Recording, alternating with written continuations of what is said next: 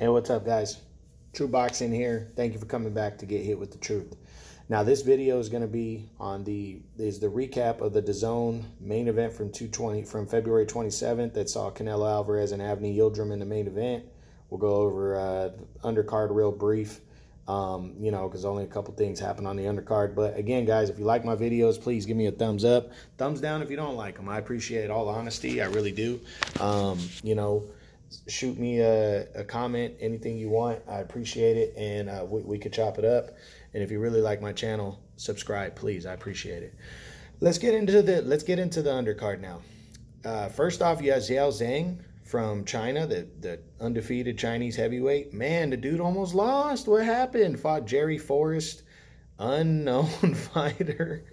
And Zhang scored a couple knockdowns early, and he ended up escaping with a draw to keep his undefeated record intact. But man, he almost got knocked out in this fight. He was gassed. He was out of it towards the end of the fight. So I don't know if it was him overlooking Jerry Forrest or if he's just not on the level, the real heavyweight level. But he was. I feel he was overlooking Jerry Forrest a little bit, because he was talking about calling out fighters, like Joe Joyce and different fighters like that before the fight.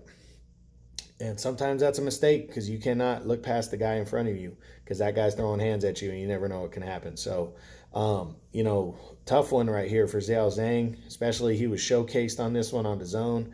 Didn't look very good. So hopefully the dude can bounce back later in the year, but he definitely ain't top 10, top 15, top 20 worthy, not even close yet following that performance. In the co-feature, you had Julio Cesar Martinez had to back out of the fight. McWilliams Arroyo ended up taking on some unknown dude, got a TKO win. That's really all that needs to be talked about. This fight wasn't, like I said, it's one of the smaller divisions that I don't follow too closely. I just know McWilliams Arroyo, and I know Julio Cesar Martinez a little bit. So that fight was a big fight, and then last second got scratched. So that's all I'm going to say about that, really. The main event, though, Canelo Yildrim.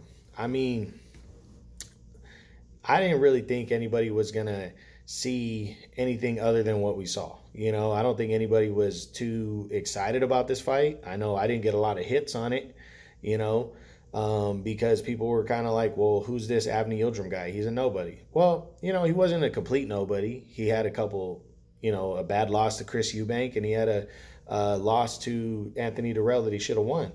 But, Yildrim is fighting a pound-for-pound king. He hadn't fought in 2 years.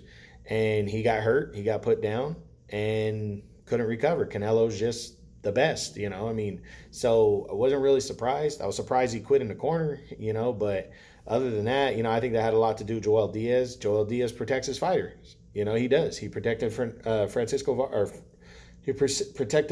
Vargas in the rematch with Miguel Berchelt. Back in 2019. So no shock here. Canelo, like I said, Canelo's the best. This was a mandatory that he had to take in order to move on and get the showdown with Billy Joe Saunders, which is on now. That fight's taking place Saturday, May 8th. We know that. In his quest to become the undisputed champion, he wants to hold on to all the belts. So he had to take this fight. You want to blame somebody? Blame Anthony Durrell, his scrub ass, because it really is Durrell's fault for not taking a fight with Yildrim serious after he got basically handed a dude that he should have smashed on to become the world champion, and he narrowly beat and probably shouldn't have beaten Yildrim that night in February of 2019. And all that led to Yildrim eventually getting the title shot against Canelo. So if you didn't like the fight, or you were just so what, well, blame that on Anthony Durrell, scrub ass, and blame it on the WBC being corrupt, That's all you can do. Don't blame it on Canelo. Canelo, in my opinion, he gave us a gift of fighting in extra time this year. He's going against Billy Joe Saunders next, then possibly Caleb Plant in September. Then he wants to fight again in December. So appreciate every time you watch Canelo fight, and appreciate how good he really is. No matter if you know the opponent or not. Some of these opponents you're not going to know, because they're not huge superstar names, but they're decent fighters that have been there. Yildrim had fought for a world title. He probably should have beat Anthony Durrell when Durrell was about a top 5 super middleweight.